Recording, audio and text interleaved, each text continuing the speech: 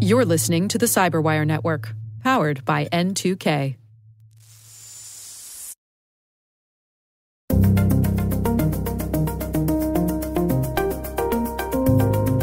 Hello, everyone, and welcome to N2K Cyberwire's Hacking Humans podcast, where each week we look behind the social engineering scams, phishing schemes, and criminal exploits that are making headlines and taking a heavy toll on organizations around the world. I'm Dave Bittner, and joining me is Joe Kerrigan. Hey there, Joe. Hi, Dave. And our N2K colleague and host of the T-Minus Space Daily podcast, Maria Vermazis. Maria. Hey, Dave, and hey, Joe. Hey, Maria. Hey, Joe. Hey. Maria. I wonder how long that is going to continue to amuse us. Right. I'm sure our listeners are already sick of it. Yes. All right. We've said all 6 greetings. Yeah. We've got some good stories to share this week. But first, a message from our show sponsor.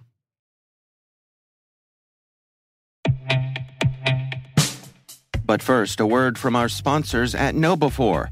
We're not talking conspiracy theory when we say it's all connected. When it comes to InfoSec tools, effective integrations can make or break your security stack. Though not as common, the same should be true for security awareness training. Not only does KnowBe4 deliver the world's largest library of security awareness training, but they also provide a way to integrate the various elements of your existing security stack to help you strengthen your organization's security culture. Stay with us. And in a few minutes, we'll hear from our sponsors at KnowBe4 about how you can integrate security awareness with your tech stack like never before.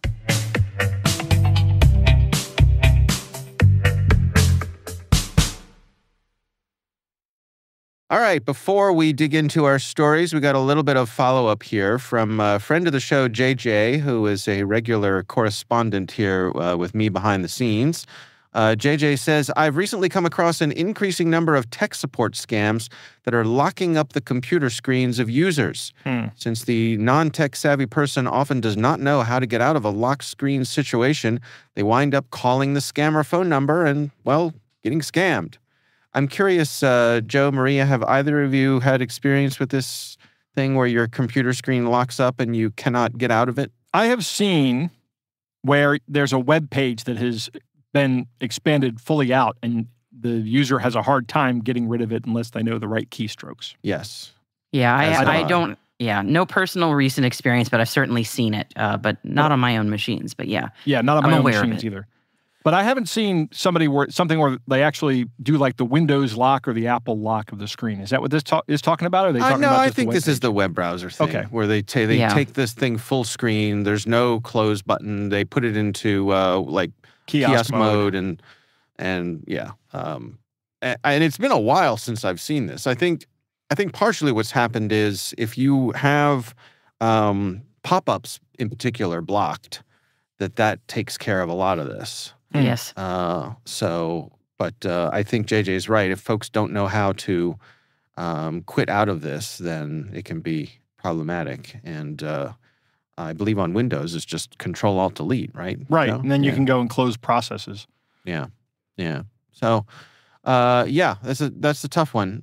So I would say this is one of those things where if your friends or family you believe are susceptible to this, it's easy enough to look up what it takes to get out of this on any platform. So just maybe do a little write-up for them or show them how it works. Right. But remind them, never call the phone number. Yes. Oh, never call the phone number. Yeah, don't do anything. Talk to me first. That's usually the advice we've given our family. Do nothing. Right. Yeah. All right. Well, we would love to hear from you. Our email address is hackinghumans@n2k.com. Why don't we jump into our stories here? Maria, you want to start things off for us?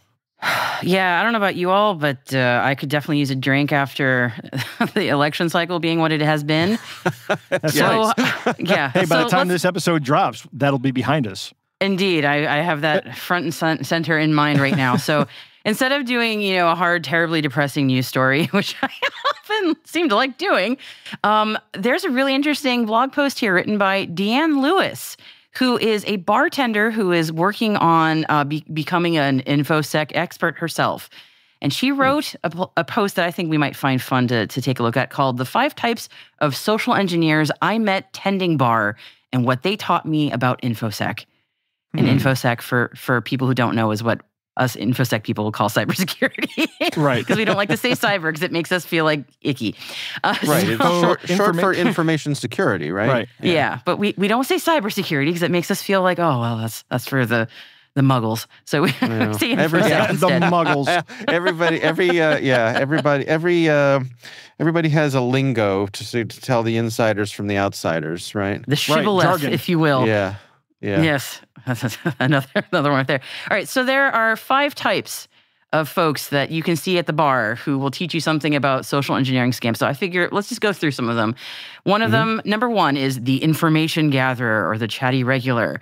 And so this is the guy who knows everybody's business, and the security parallel is how information gathering works in cyber attacks.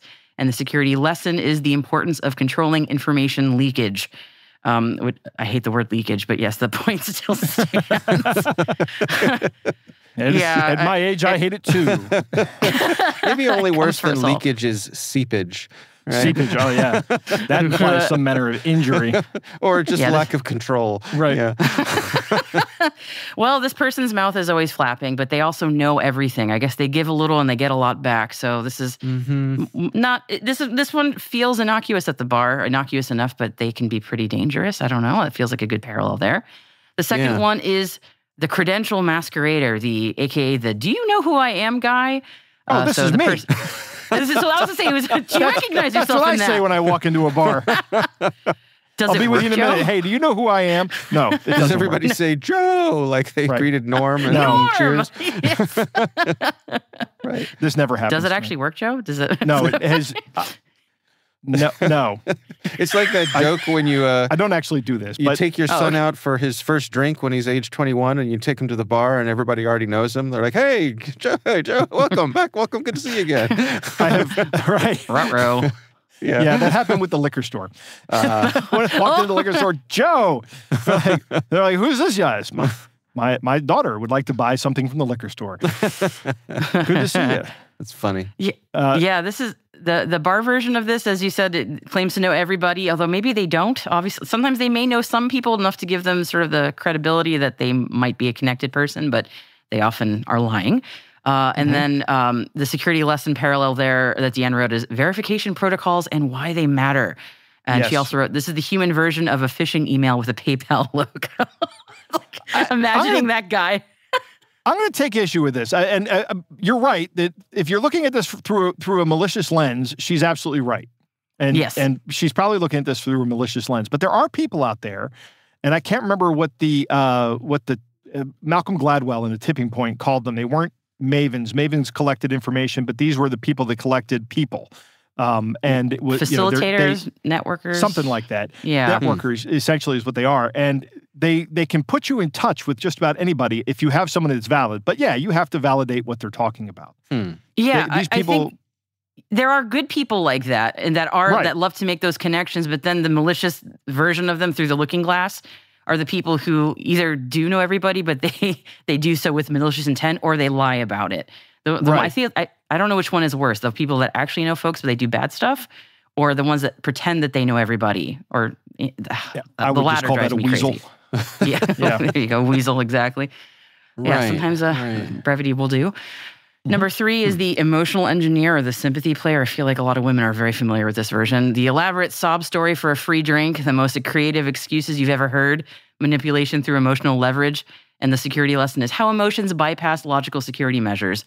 And this is a guy like, please, come home with me. I just broke up with my girlfriend, or please let me buy you a drink. That guy, a lot of us know that guy. So, not a fan of that guy. Right. Really not a fan. Trying to think if I've ever been that guy. If I, it did get a little awkwardly quiet. I won't lie. When I was describing this. No, I was just looking back over my life. Particularly, in college before I was married, like.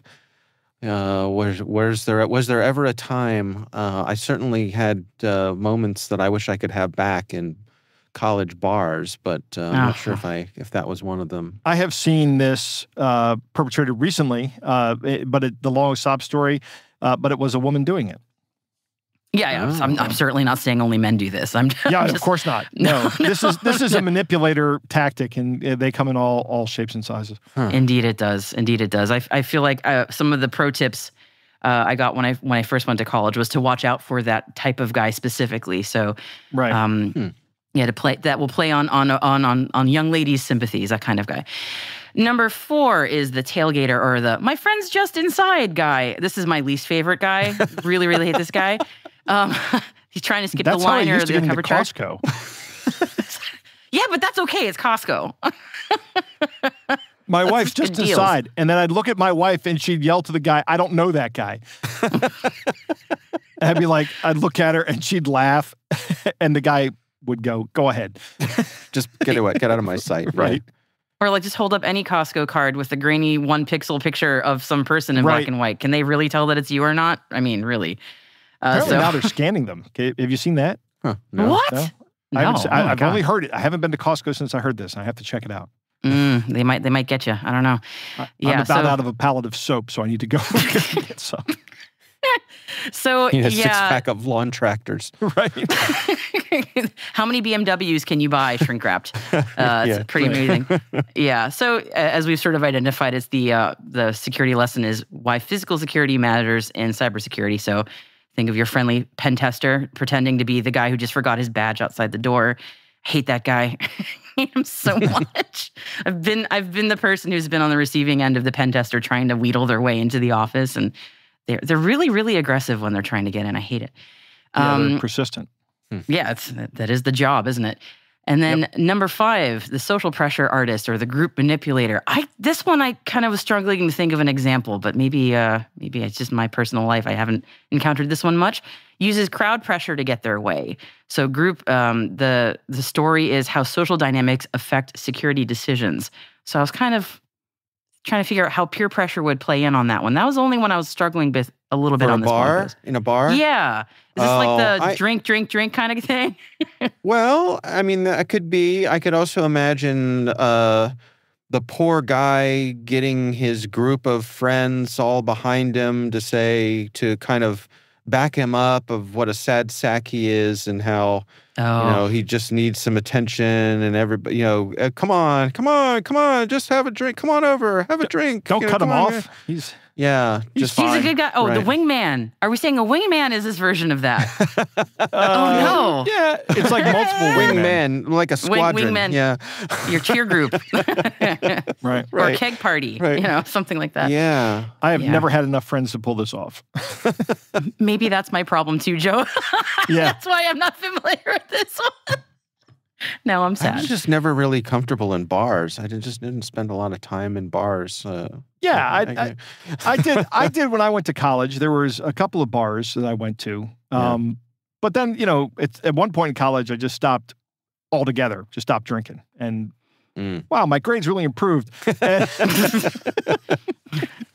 Were there no bar visits post-college for either of you? It was just a college-only thing for you? Yeah. No. I mean, I've been to bars, but I guess the reason for going to bars shifted after I got married. Right. Right? Like, I was never on the prowl. I was never looking to meet someone or have, I guess since I got married, I have never gone to a bar with the intention of making a new friend. Right. Right. Like, I've only gone to a bar to either just have a drink by myself quietly, or to meet some friends for something social. I have been to a bar, or I guess the way to say this is I've sat at the bar to have a meal and have struck up a conversation with the person next to me. I've done that when I'm traveling. Exactly. Right. When I'm traveling. It's the best. Yeah. Right. That's fun. That was, except for the time when I met the guy who was all about chemtrails. That was not. That's not the best. That was In not. fact, that is the worst. Please. Well, I'll give you what the worst is. It's the Amway guy. Yeah, that'd be bad too. That would be worse. I'd rather listen to someone talk about chemtrails than Amway. So, which of these categories do we think Cliff Clavin falls into? The mailman from Cheers. Oh, that is the second one, the credential masquerader. Okay. He knows everybody. The know-it-all. Right. Mm-hmm. Yeah. Okay. Well, everybody knows your name. Right. Yeah. Huh. Oh, well, No, I like cheers. this. This is a good analogy, or a series of analogies, I guess. Yeah. And it's good observation. I mean, you're seeing the same kind of social dynamics that work in social engineering, just seeing them in a bar situation where people may not be trying to scam somebody, but they might be after some kind of advantage or some kind of gain. Yeah. And then their inhibitions are low because they're inebriated, so you get to see humanity at its absolute best. Alcohol suppresses the activity of the prefrontal cortex. Yeah. Oh, we brought the science into that. That's great. Yeah, I have found that bartenders tend to be fantastic at sniffing out social engineering. So it's not surprising to me that Deanne is looking to move into InfoSec because this is some great life experience that she's bringing to bear. So I hope she stays in touch and lets us know how it goes. Yeah, I like it too. All right. We'll have a link to that story in the show notes. I'm going to go next here. My story is about something that's been making the round on Facebook, and I love this description of AI slop.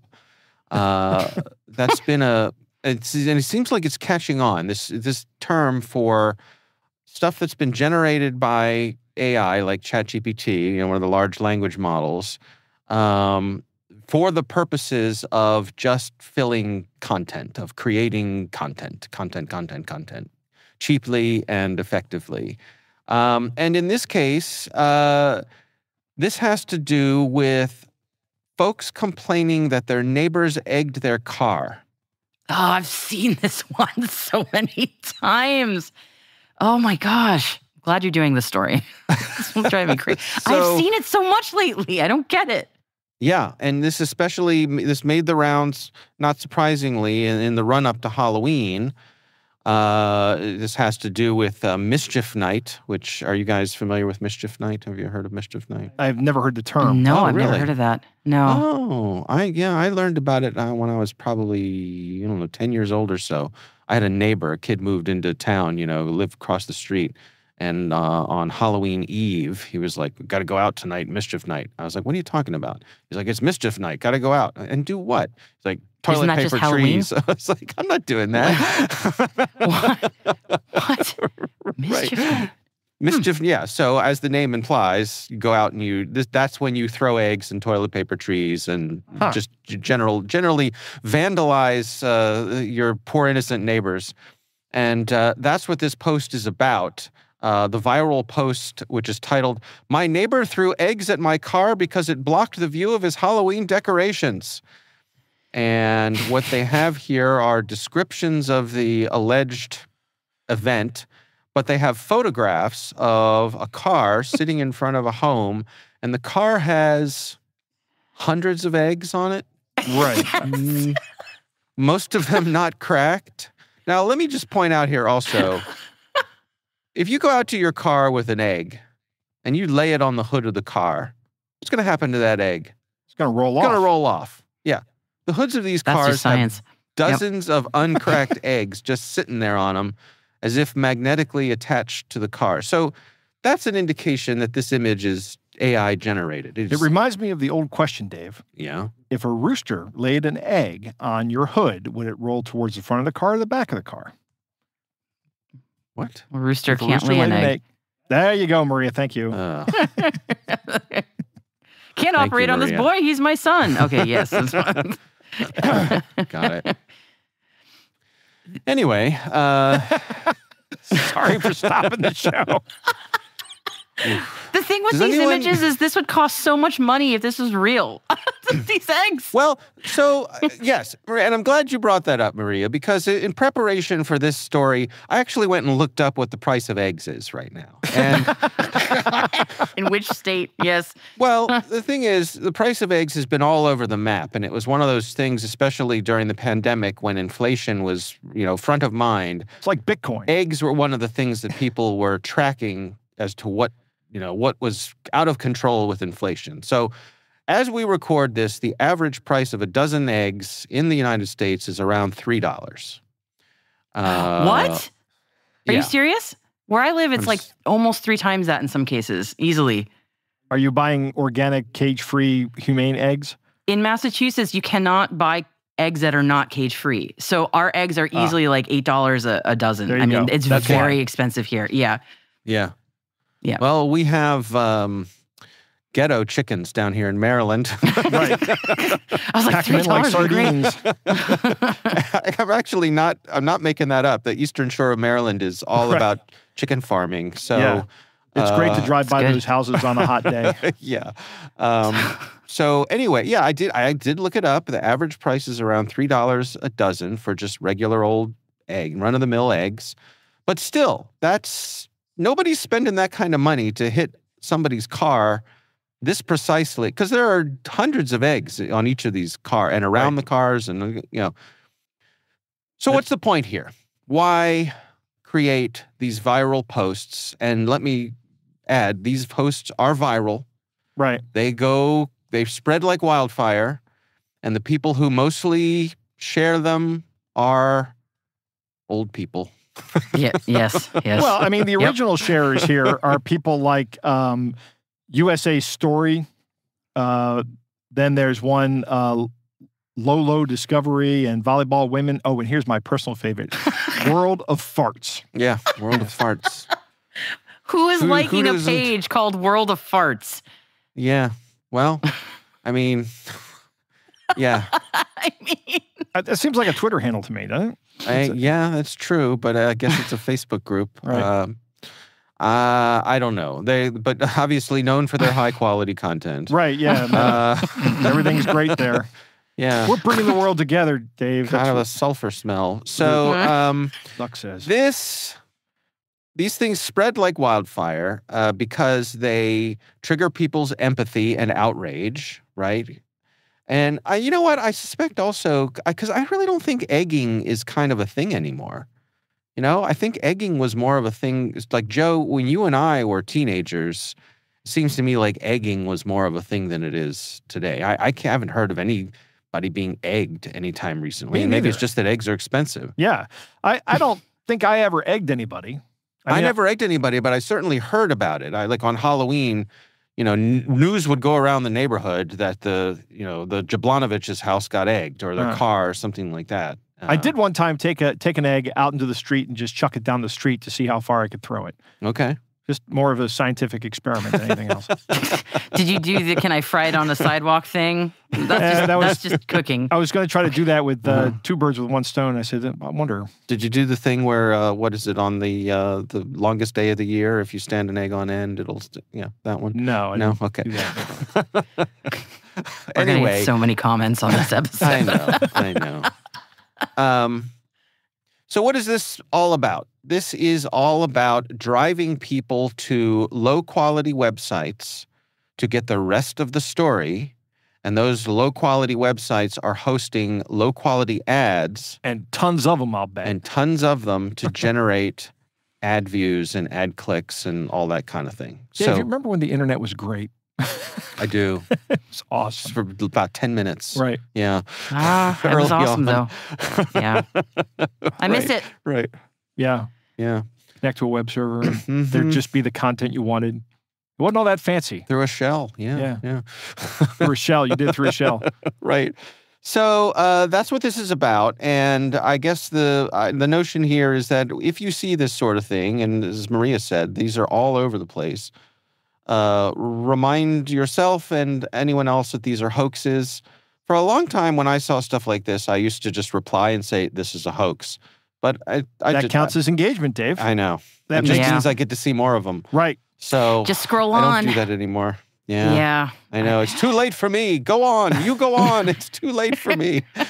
I'm so tempted very often just to do that and to tell people not to interact with it. But I've just gotten to the point where I have to do exactly that. Scroll on, because I know if I comment on how this is a load of garbage, that just helps them. Right. Like there was one thing on Facebook where it was somebody trying to investigate. The video was a guy in a mechanic shop and a girl whose car it was. They had taken the wheel off the car and they were trying to get inside the car to see what was making the wheel sound weird when it ran. Okay.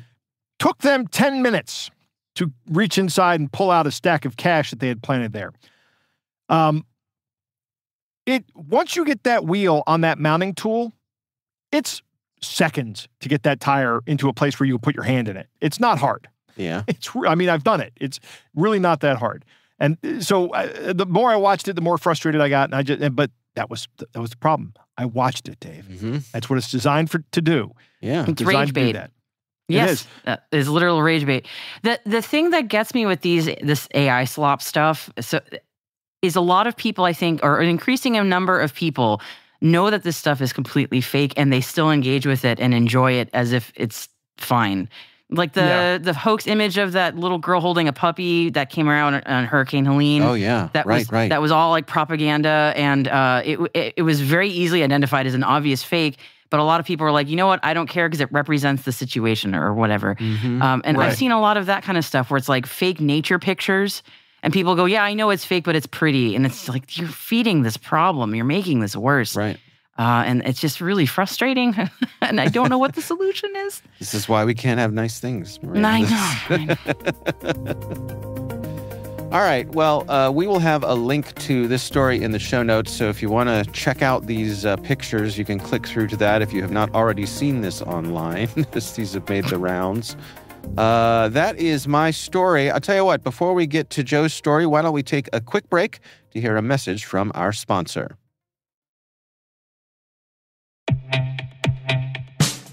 Back to the concept of integrations. KnowBe4's Security Coach uses standard APIs to quickly and easily integrate with your existing security products from vendors like Microsoft, CrowdStrike, Cisco, and dozens of others.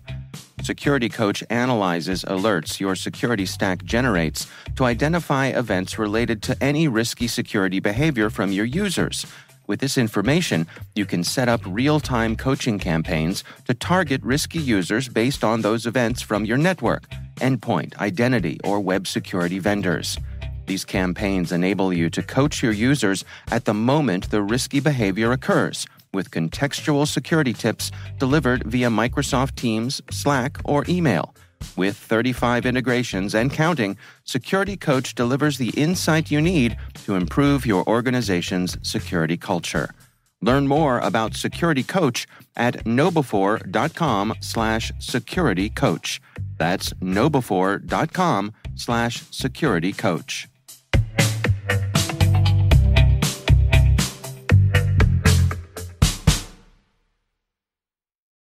All right, we are back, and Joe, you are up. What do you got for us? Dave, I have two today because they're really quick. Okay. You guys remember a couple of weeks ago, we were talking about the JP Morgan ATM infinite money glitch?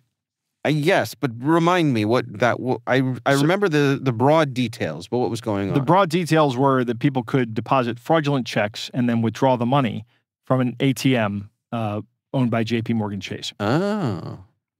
And you and I talked about this in passing. Maria, I think you were on this episode, right? Maybe it was one of the ones you were.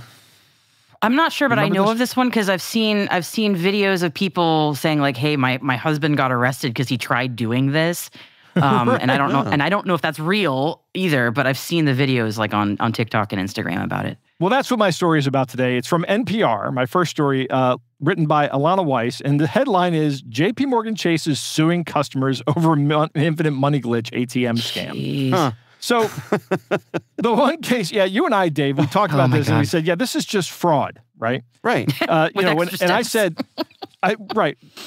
When I was in college, I had a check and I deposited it, and they were like, I noticed that my balance immediately went up. It was a small check. It was like $50, right? Mm-hmm. But there wasn't enough money for me to take money out of it. There wasn't $20 in my account, so I couldn't take money out. But I put $50 in, and then I could immediately withdraw 40 of it. And I remember thinking to myself, how much could I do this for? And then I remember thinking to myself, well, wait a minute, dummy. They know whose account this is. They have a picture of you operating the ATM.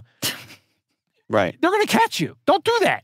I'm like, yeah, but still, how much? I'm not going to do it. And I wonder, well, it turns out there's one story in here, one that they're talking about a masked man who deposited a fraudulent $335,000 check into someone's account. And then they are still trying to collect $290,000 of that. So I'm, at this point... Wait, how much cash does an ATM hold? That's how much. There's a limit to how much money I can take out of my ATM in a day. Right. Yeah, and it is nowhere near $300,000. Yeah. Jeez. I can't even go to like 5 ATMs and get out more than the limit. I can't do that. I can only do so many thousands of dollars. It's like a single digit number of thousands of dollars of withdrawals in a single day. Right. If I need more money than that, I got to go inside and talk to somebody. Yeah, so Chase, there's your problem if people can withdraw that much. Jeez. Yeah, this company's headed by one of the guys in finance I can't stand. So go ahead.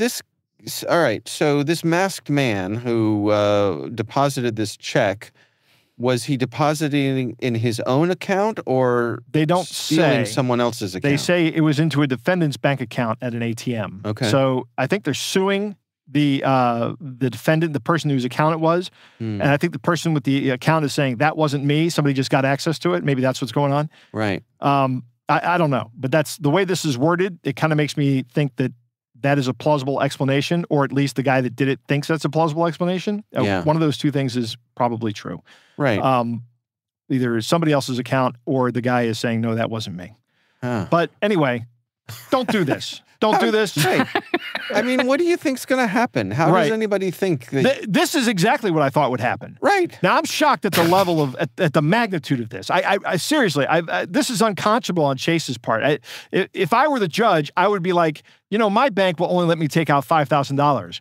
That's what you're entitled to collect. Perhaps you should open an account at Chase. Right. Seriously.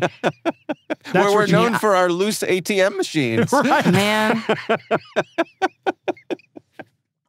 I so much as look at a check over $500 in my credit union makes me wait like a week. I mean, it's ridiculous. Right. So, all right. Well, your credit union is not subject is subject to different rules because it's a member-owned situation, not a shareholder thing. So in other words, because it's not too big to fail. Right. Okay. Gotcha. All right. Wow. Yeah. I just love how people who thought that free money would not have a catch are getting really surprised that they're getting like arrested and in a lot of trouble for this. Like, really? Yeah. You didn't think you'd get in trouble for stealing? Okay. From a bank. Yeah. On camera. On camera. On camera. So my next one is about, we talked about this a couple of weeks ago. Maybe it was last week. Or no, it wasn't last week. It was a couple of weeks ago. I talked about the scam where the Cantonese-speaking woman was approached by other Cantonese-speaking women. Oh, yeah. Yes. And it was in London. A curse. Yes, in London. Yeah. Well, Dave, right here in the Maryland, D.C. area, in fact, in Prince George's County, 4 people have been charged in a pigeon drop scam targeting old people in Prince George's County. Oh, okay. And this article has everybody's name. I'm not going to go through because we're going to put a link in the show notes. But these people are also not spring chickens. The youngest one is 36. The oldest one is 77. Of the scammers. Of the scammers. That's correct. All right. Okay. Now, I want to go over what the pigeon drop scam is. And there's a great article on Wikipedia that outlines the method. It involves 2 or 3, and Wikipedia says 2 or 3 con artists working together as a team. This in Prince George's County was 4 people. One will arrange to find a valuable item along with the mark or the pigeon, which is why it's called the pigeon drop. So they'll leave it on the ground for the mark to find, or they will bring it to the mark with it in their hands, and they'll say, "Hey, I found this. What do you think we should do with this?" And then one of the con men will pose as someone who's knowledgeable and trustworthy, like a lawyer or a banker or a business person, and they will say, I can facilitate that the 3 of us go and cash in on this item legitimately. And I'm essentially reading from Wikipedia here, but then the suggestion comes to split the proceeds 3 ways. However, somebody will say, well, I'm not going to trust you guys. I need some collateral here. And that's the ask of this scam. So they may leave the mark or the pigeon with the object that is seemingly valuable. But if they do that, it's worthless. Or it's been swapped out. And if you give them any money about this, then if you give them any money as collateral, they will they will then vanish with the money. And if they leave you with something, they will leave you with something worthless. Mm-hmm. That's how this works. What happened in this one was the two of the suspects approached an elderly woman pretending to have discovered a bag of cash and asked if it was hers. Dave, if someone walks up to me and says, "Hey, I found this bag of cash. Is this yours?" I'm like, I want no part of this. Yeah, you keep walking. You guys are going to wind up dead in that bag if you're not careful. Right. That is not my money, and I don't want my fingerprints on it. Thanks. Yes, that is my bag of cash. I always wonder, did I leave another bag of cash just lying around? Oh, silly me. They convinced the victim, this woman, to join them in donating the cash to charity, but with a twist. They persuaded her to withdraw money from her own account as collateral to keep the supposed donation untraceable. Now, I don't understand how that works. But again, these guys are the con artists. Right. This woman wound up handing over $40,000 to these guys. Oh, my word. It's a lot of money, which I'm surprised at the magnitude of this one as well. But good news, all four of these folks were arrested when the suspects approached another elderly woman in the parking lot, reportedly attempting the same scheme. Oh. So if you've been victimized, there's a phone number for Prince George's Police Department to call in this article. I won't belabor it because not a lot of people live around here. We have people all over the world. But this is going on right in our backyard, Dave. Yeah. Nobody's immune. Nobody is immune. And what's interesting, I like these. I like that. I don't like this. I mean, I said something like that last week about something being great, but it wasn't great. It was actually a terrible thing that happened. But it was when I say great, I'm talking about when I'm saying there's something about this I like. There's something about the mechanics that I like, and not necessarily the people doing evil acts. Right. But it's interesting, at least, that these people are actually doing old school in-person scams and making bank on it. Yeah. Oh yeah. Yep. No, so I mean, we've talked about it before. Some of the things, what is it? The treasure box. Oh yeah, scam? The trunk box. Trunk. Thank you. Trunk box scam. That goes back hundreds of years. Right. So they're just modern twists on the old hits. Yep. Yeah.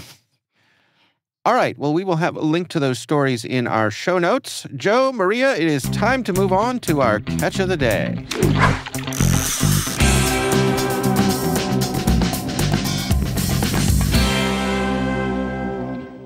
Our catch of the day comes from the Reddit scam group, and it is somebody trying to scam somebody who is selling a car.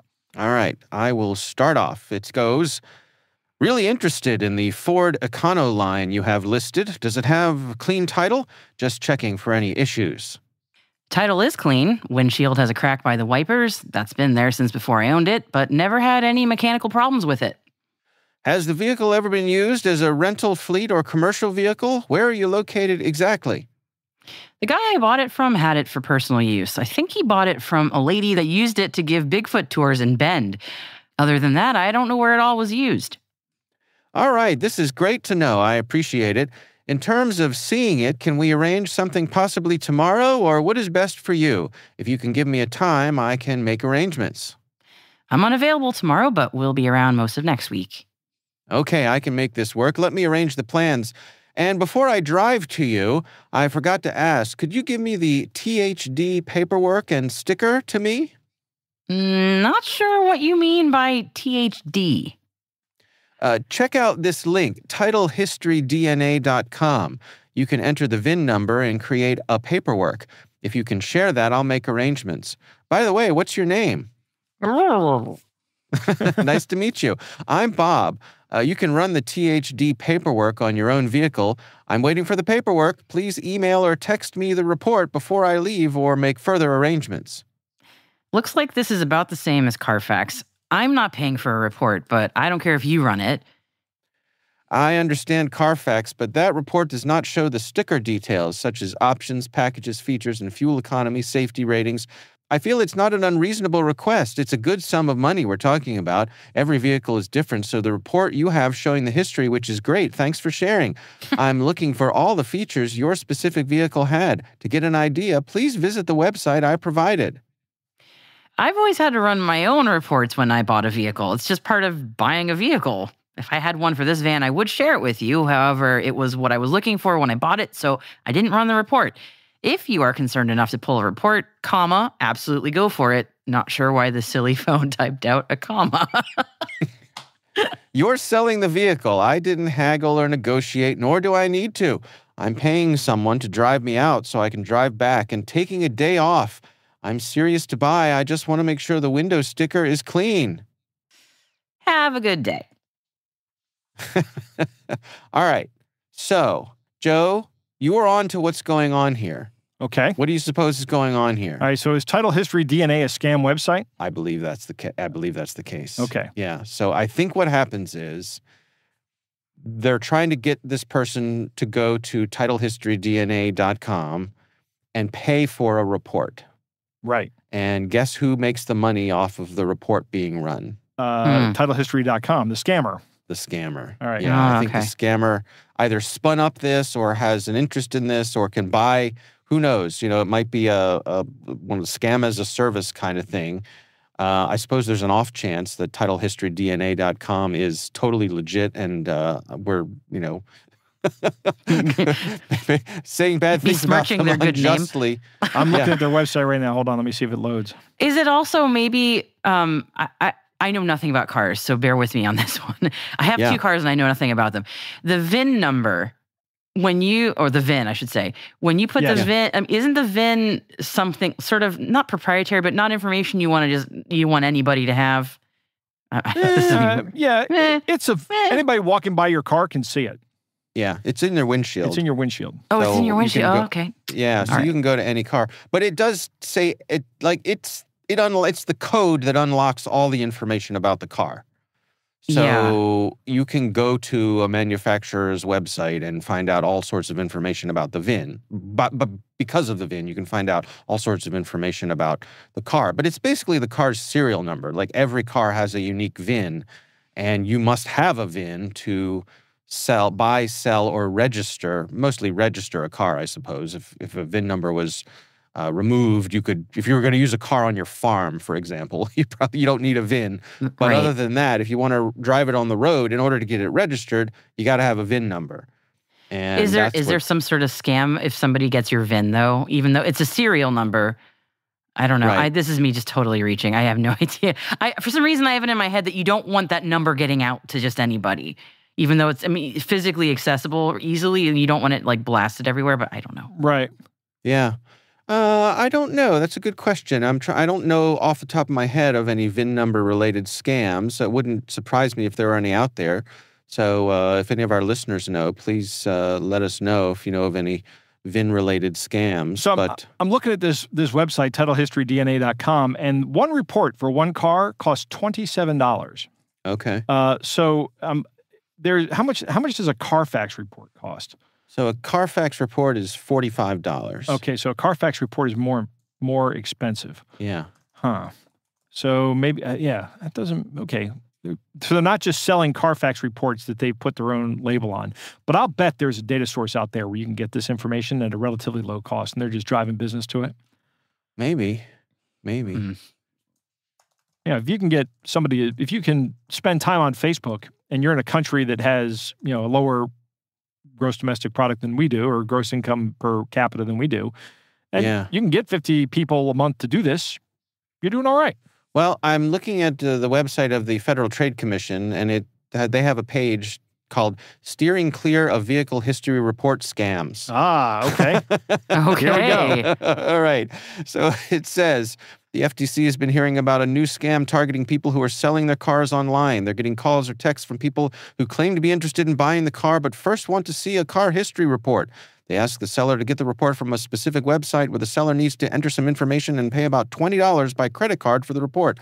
The seller then sends it to the supposed buyer but never hears back. Weird, huh? Well, it gets weirder. When the car sellers go to one of these websites, they're automatically redirected to sites ending in .vin, which seems like it might be related to your car's VIN number, right? Blah, blah, blah, blah, blah, blah. The domain was intended to be used for sites related to wine, since VIN is the French word for wine. Right. Oh, it's a francophone scam. I love it. Oh, my God. It says, if you're selling a car online and someone asks you to get a car history report from a specific site, ask why and think twice. You have no way of knowing who operates the site. It might be a ruse to get your personal information, including your credit card account number. It might also be a way for companies called lead generators to get information, which they sell to third parties. So the FTC's site doesn't outright say that this in particular is a scam, but the fact that the FTC has a page dedicated to exactly this thing makes me think it probably is. All right. So there we go. We all learned something today. Yeah. That these are a type of scam. All right. Well, we would love to hear from you. If there's something you'd like us to consider for the catch of the day, you can email it to us. Once again, it is hackinghumans@n2k.com. And that is our show. We want to thank all of you for listening. We'd love to know what you think of this podcast. Your feedback ensures we deliver the insights that keep you a step ahead in the rapidly changing world of cybersecurity. If you like our show, please share a rating and review in your favorite podcast app. Please also fill out the survey in the show notes or send an email to hackinghumans@n2k.com. We're privileged that N2K Cyberwire is part of the daily routine of the most influential leaders and operators in the public and private sector, from the Fortune 500 to many of the world's preeminent intelligence and law enforcement agencies. N2K makes it easy for companies to optimize your biggest investment, your people. We make you smarter about your teams while making your teams smarter. Learn how at n2k.com. This episode is produced by Liz Stokes. Our executive producer is Jennifer Eiben. We're mixed by Elliot Peltzman and Trey Hester. Our executive editor is Brandon Karp. Peter Kilby is our publisher. I'm Dave Bittner. I'm Joe Kerrigan. And I'm Maria Varmazis. Thanks for listening.